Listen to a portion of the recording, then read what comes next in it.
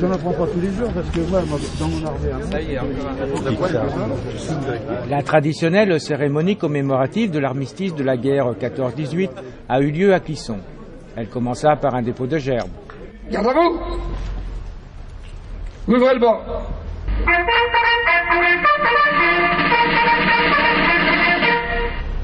Dépôt de gerbes. Cette année, le collège de l'Immaculée Conception ainsi que le collège Caco de Clisson ont participé activement à la cérémonie. Dépôt de gerbes et lecture.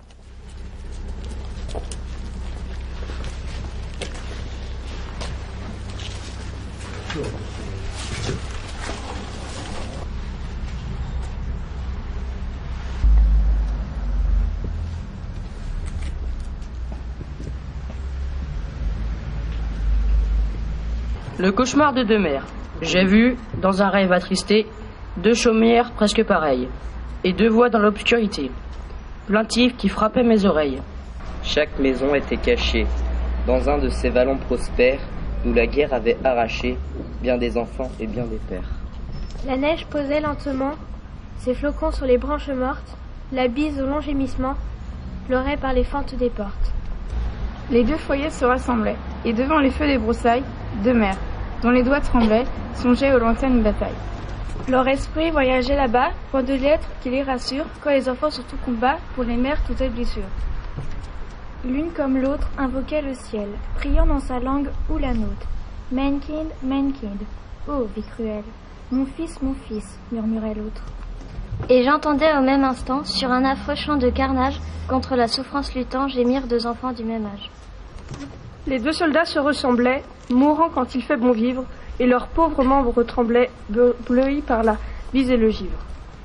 Ils s'éteignaient dans un ravin, en proie aux angoisses dernières. Leurs yeux de loin suivaient de loin en vain la longue file des civières.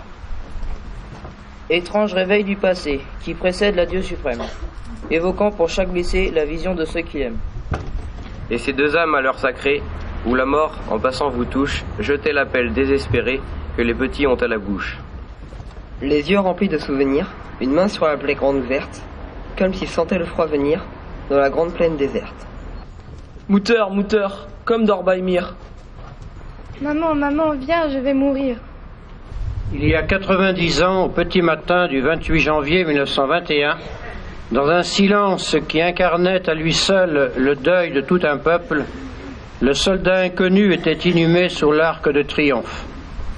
La République consacrait le monument élevé aux victoires de la Révolution et de l'Empire à la dépouille d'un simple soldat tombé au cours du conflit le plus meurtrier de toute notre histoire. À travers lui, la France rendait donc hommage à tous ceux qui, comme lui, avaient sacrifié leur vie sur tous les champs de bataille de la Grande Guerre. Chaque jour, depuis le ravivage de la flamme du souvenir, est là pour perpétuer cet hommage et rappeler l'immensité, aujourd'hui presque inconcevable, du sacrifice. Au fil du temps, les morts de la Seconde Guerre mondiale, d'Indochine et d'Afrique du Nord furent à leur tour honorés sous l'arc de triomphe. Mais le 11 novembre est resté une journée consacrée au seul souvenir des soldats tombés au cours de la guerre 14-18. Sonnerie aux morts.